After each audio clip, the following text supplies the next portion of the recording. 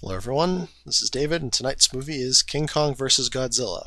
Now, this is a third entry in the Godzilla series, and it's quite a bit later. We're in color now, getting up, and there's some interesting things going on here. First of all, the monsters in general. The monster from the east and the monster from the west. King Kong, Godzilla, the two biggest names in kaiju together in one movie. That's pretty interesting. It was definitely an interesting idea, and it's Kong's first outing since I think the original movies. So it's kind of weird the way they do it because they don't do it like they did in the original King Kong. They do it with a suit. So I mean that was kind of expected in any sort of Toho film. They didn't have the budget or the people really to make it to stop motion it, and there's a little bit stop motion in here, but it's very brief and it's not very good. It's not like the Willis O'Brien or Ray Harryhausen or any of that stuff. It's just kind of there, and if you blink and you miss it. But anyway, let's get to the movie. And again, this has Godzilla in it. He needs no explanation. However, let us explain briefly King Kong, because he's a little different this time than you might have seen him before. So first of all, King Kong's huge. He's Godzilla-sized. Now, the original King Kong was only about 30 feet tall, which is pretty big for an ape, but pretty small for a kaiju. So they beefed him up. He's huge now. He's like, 100 feet tall. Pretty big monkey. And, or maybe like 125. I forget the exact numbers, but he's pretty big. And he's powered up by lightning for no adequately explained in the movie reason. In fact, they don't know why. They actually make a point in the dub of mentioning, I believe, they don't understand why he's powered by lightning, but apparently he is. And Godzilla doesn't like lightning, or electricity specifically. And that's an interesting touch. But Godzilla knocks down electric lines all the time. I never noticed him having a problem in the first movie. So I think that's just made up weaknesses for things. So let's get to this. So this kicks off pretty quick. Well, kind of. So the movie, the dub version, opens up with this news reporter. He goes off for 5 minutes talking about stuff. Nothing really all that important. Stuff that'll come up later, kind of in the plot, but nothing that's really all that interesting. And Godzilla wakes up about 5 minutes into this film. There's a nuclear sub that bumps into the place he was contained at the end of Godzilla Raids Again. At least that's what we assume it is. And people are shocked to find out Godzilla's alive, even though he was only active maybe 8 years before. And he's walking around, he's doing stuff, he's destroying tanks, destroying islands, just doing what Godzilla does, wrecking houses. So this pharmaceutical company is like, so we're tired of this Godzilla guy, let's get a new monster. Let's do some expeditions. And this guy who was working for him found these berries that have interesting effects on this island called Faroe Island, or Faro Island. I always thought it was Pharaoh when I was a kid, like an Egyptian king, but I believe it's with an F, so it's Faro, not Pharaoh, but Faro. But you can see where I can make that mistake pretty easily. Anyway, so they go to this island, and these two guys and their translator, basically, who is an islander, I'm guessing, and these two Japanese guys go, and one's the dunce and one's the smart guy that knows what's going on. He's kind of like the equivalent of the 50s white protagonist guy, but the Japanese version. So he knows what's going on, and he's calm, cool, collected, and his bumbling companion is an idiot, and his dubber is pretty bad. Anyway, they're on this island, and they're making friends with all the natives. They give them all cigarettes to smoke, including a little kid, which, if this was filmed nowadays, that would never fly. But seeing as it was Japan in like the 60s, no one cared. So that's an interesting thing. And so anyway, they're going on expeditions in this island, and they're hearing crazy noises in the night. They thought their god of the island was thunder at first. It's just like, oh, they're just primitive savages.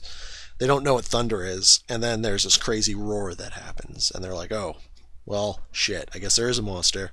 So they're going to look for the monster. And the monster, as it turns out, is King Kong. However, we don't see him first. The first thing that attacks, actually, is a giant octopus.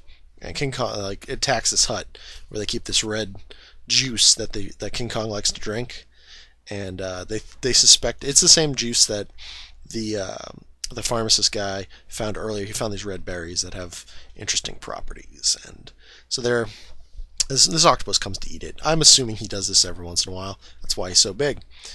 And King Kong comes and he beats up the octopus, throws it back in the ocean, the octopus runs away. And the octopus effects were done pretty well, all things considered. I mean, it wasn't stop motion. Not really sure how they did everything, but it looks pretty good. It's acceptable. I think they might have actually used a live octopus for some parts because it looks very realistic, and then a puppet or similar thing for when it's actually attacking King Kong.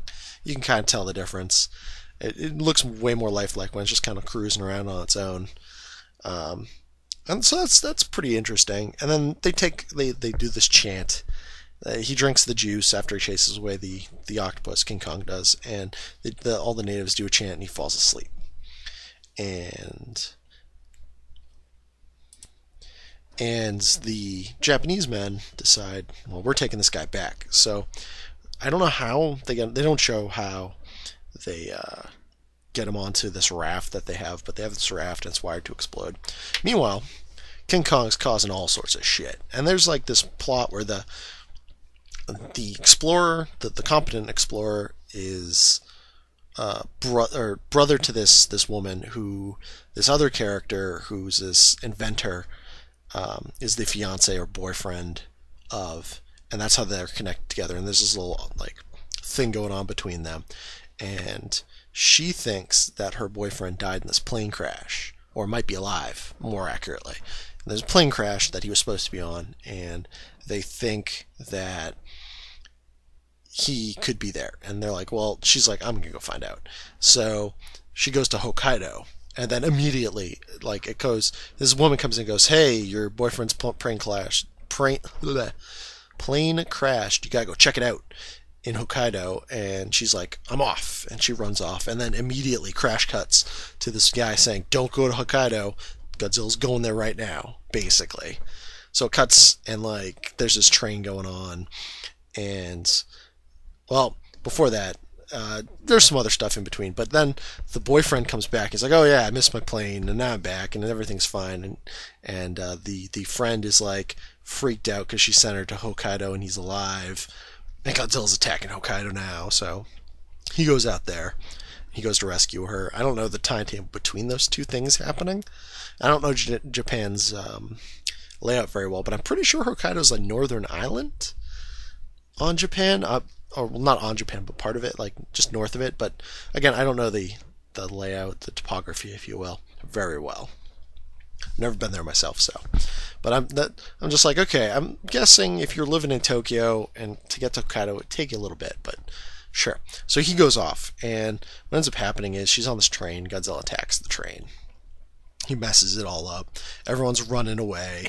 They're getting into all these transports that were just happen to be nearby, except for his girlfriend, who is running through a river and not doing a very good job of it, tripping over herself, and that's a problem.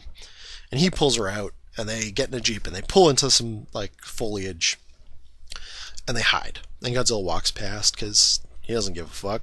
He's just like, whatever, I'm just walking.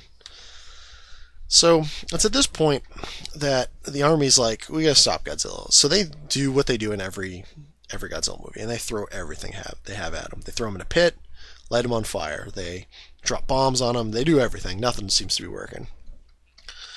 And they cut over to King Kong, and King Kong's waking up on this raft.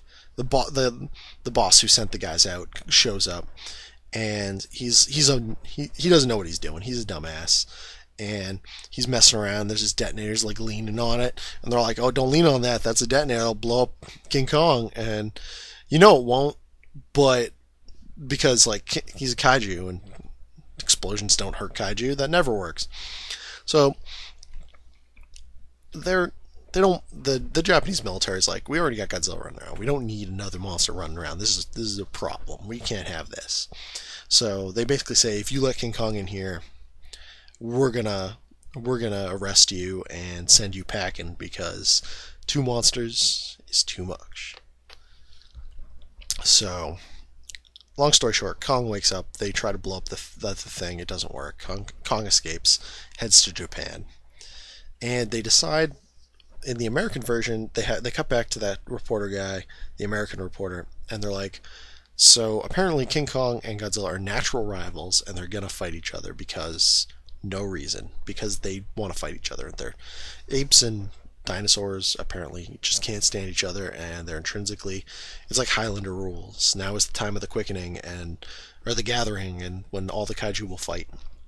And I mean, if you gave that explanation, I think it would have worked better, albeit in a funny way. But that the explanation given is basically, yeah, these two just hate each other, so they're gonna fight, which could be used for any monster movie ever, for where there's a fight. It's just like these two guys, they can't stand each other. So the first fight is literally King Kong walks up to Godzilla, and Godzilla just lights him on fire and sends him packing. And that's about it. That's all that happens. And it's brief and not very good for, obviously, King Kong's distinct disadvantage. It's a problem. So it goes on a little bit, and they're like, so what are we going to do? So Godzilla's going to attack Tokyo. So what are we going to do? We're going to put up this fence, because he doesn't like electricity. We saw that when he attacked in Hokkaido. He doesn't like electricity, for some reason.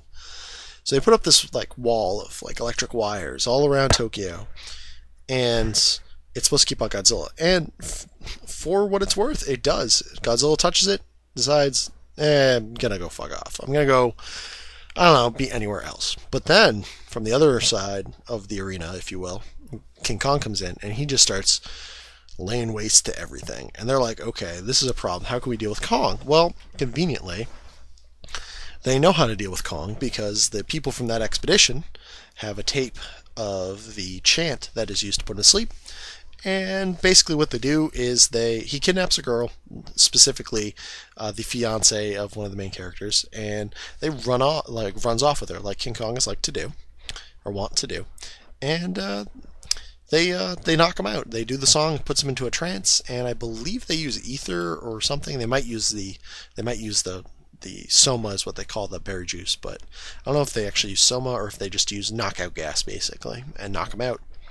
And they should just use that on all kaiju if it apparently works, but apparently no one ever thought to do that again, so that's a thing. And they're like, okay, so what are we going to do? Well, we can't have King Kong fight Godzilla, like, we can't have him in Tokyo, so we're going to fly him over to Godzilla and have them fight, and hopefully they'll destroy each other. I guess that's a good idea. So that's when the real brawl starts. The brawl for it all. And it's a long and pretty well done fight. I forget exactly how long it lasts, but it's decent length. It's a fun time. And Kong's getting his butt kicked. He's just not a match for Godzilla. And then miracle of miracles happens. Lightning hits him after he's basically defeated. And it's like in a video game where you lost all your lives, press start to continue, and new challenger has accepted kind of thing going on. So King Kong comes back, and he's stronger than ever, and they brawl and brawl and brawl all over Mount Fuji. And they go off the side of Mount Fuji into the ocean, where the only person to appear is King Kong.